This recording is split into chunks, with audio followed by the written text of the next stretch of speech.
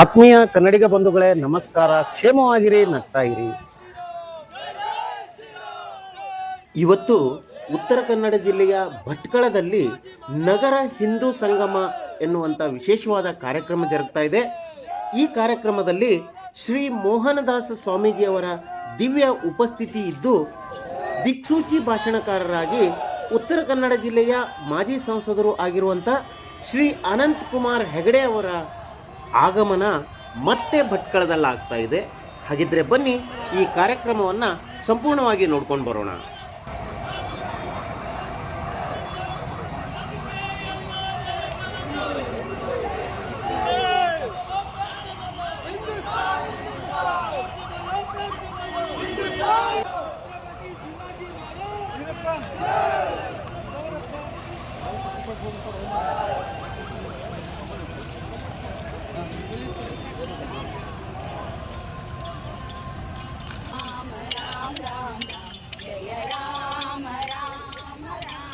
ಜಯಘೋಷ, ಭಜನೆ ಹಾಗೂ ಪೂರ್ಣಕುಂಭದೊಂದಿಗೆ ಸ್ವಾಮೀಜಿಯವರನ್ನು ಸ್ವಾಗತಿಸಲಾಯಿತು.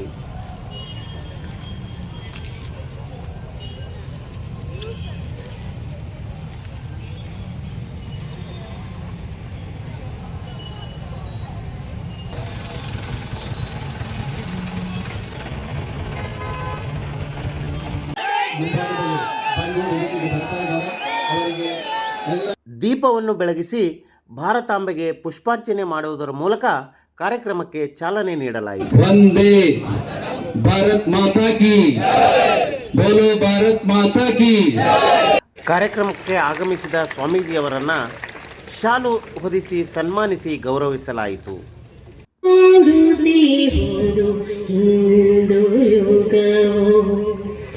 ನೆಲ ಜಲದ ಗರ್ಭದಿಂದ ಬದಿಹೋಲದ ದರ್ಬೆಯಿಂದ, ನೆಲ ಜಲದ ಗರ್ಭದಿಂದ ಬದಿಹೋಲದ ದರ್ಬೆಯಿಂದ, ಕವಿಮಾನದ ಗಗನದಿಂದ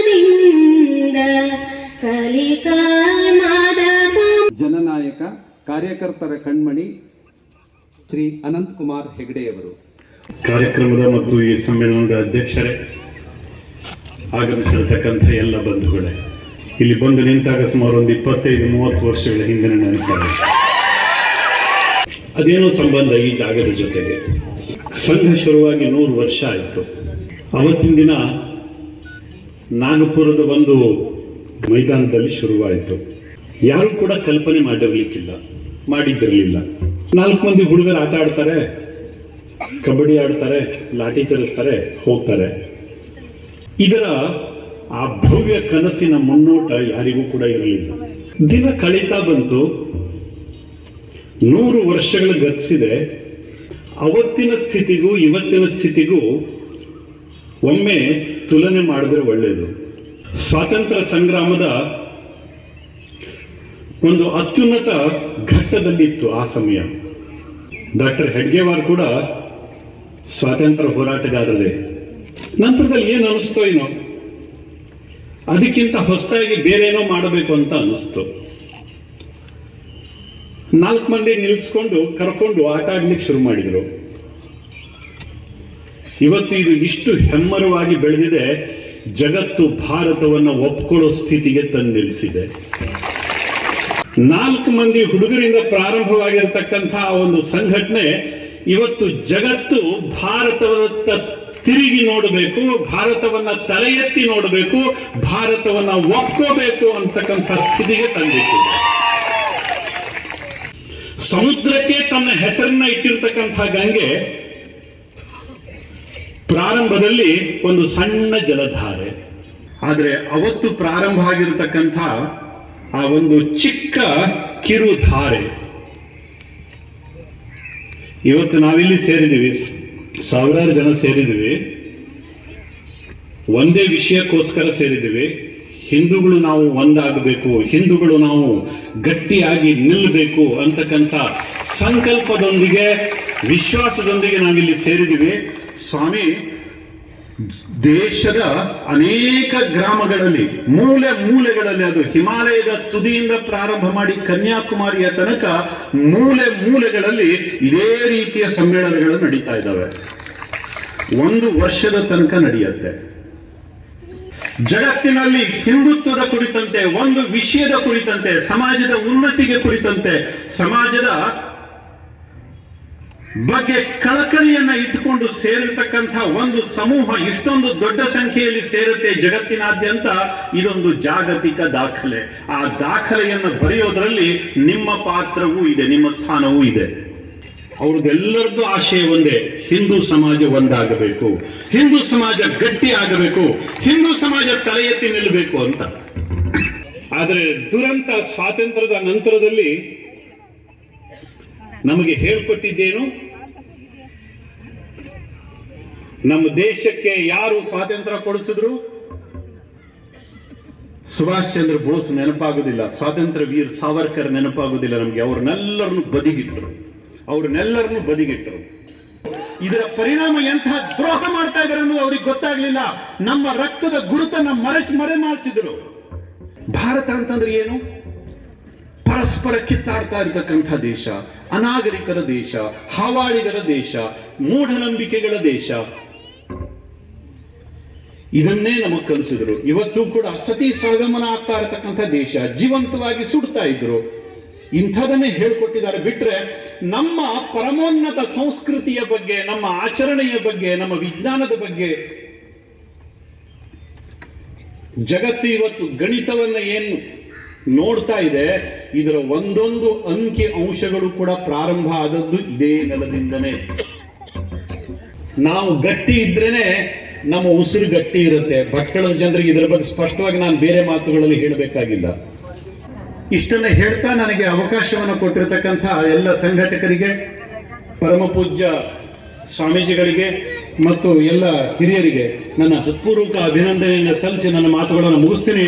ಒಂದೇ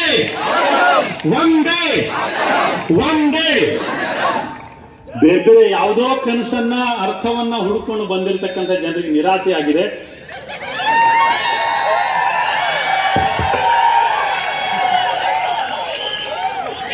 ಕ್ಷಮೆ ಇರಲಿ.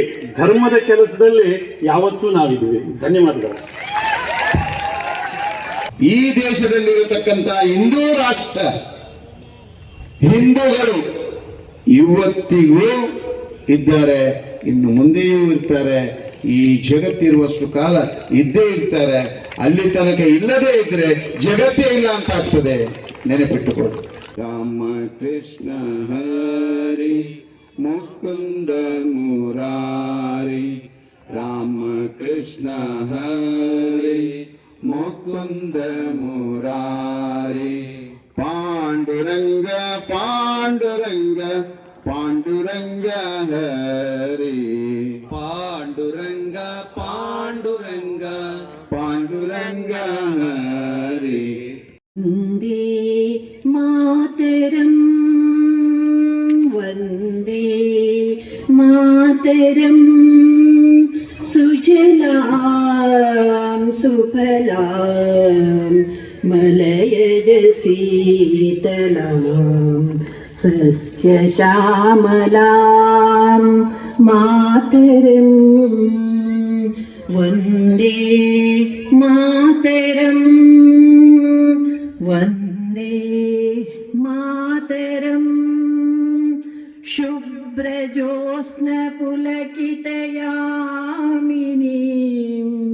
ಪುಲ್ಲಕುಸುಮಿತ ದ್ರುಮದಲಶೋಭಿನೀಂ ಸುಹಾಸಿನೀಂ ಸುಮಧುರಭಾಷಿಣೀಂ ಸುಖದಾಂ ವರದಾಂ ಮಾತರಂ. ವಂದೇ ಮಾತರಂ, ವಂದೇ ಮಾತರಂ. ಕೋಟಿ ಕೋಟಿ ಕಂಠ ಕಲ ಕಲ ನಿನಾದ ಕರಾಲೆ, ಕೋಟಿ ಕೋಟಿ ಭುಜೈಧೃತ ಕರ ಕರವಾಲೆ. ಅಭಲಾ ಕೇನೋ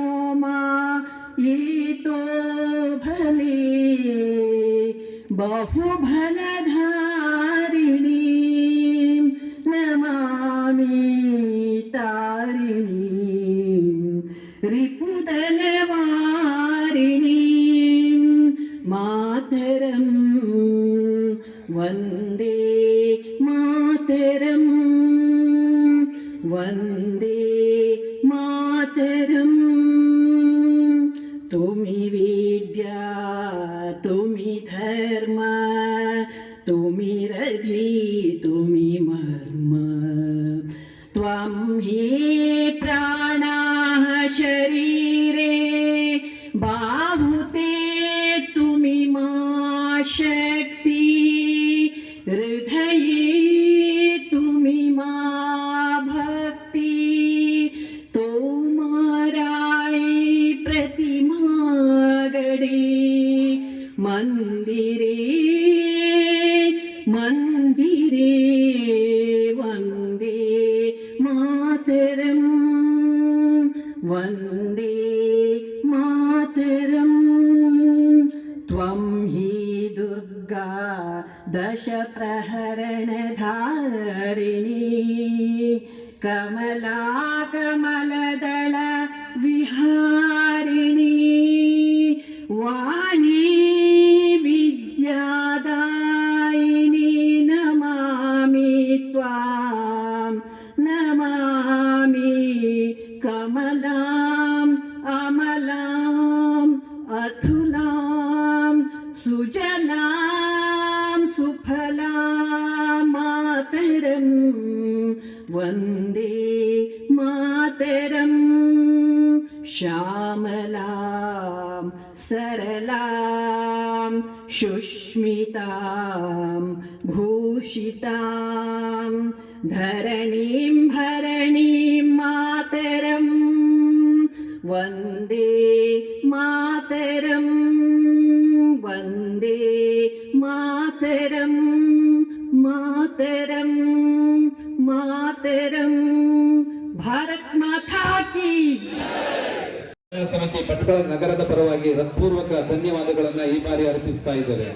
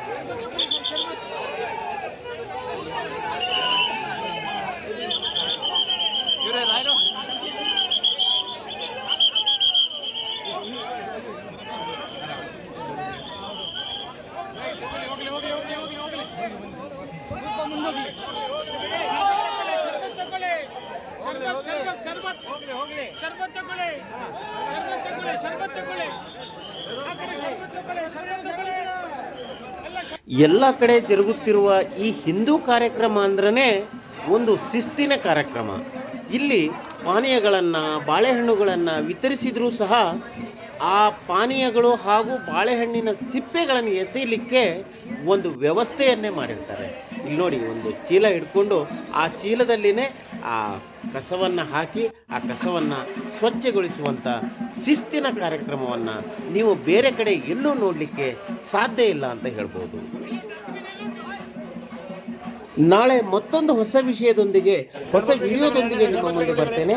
ಅಲ್ಲಿವರೆಗೂ ಕ್ಷೇಮವಾಗಿರಿ, ನಗ್ತಾ ಇರಿ. ನಮಸ್ಕಾರ.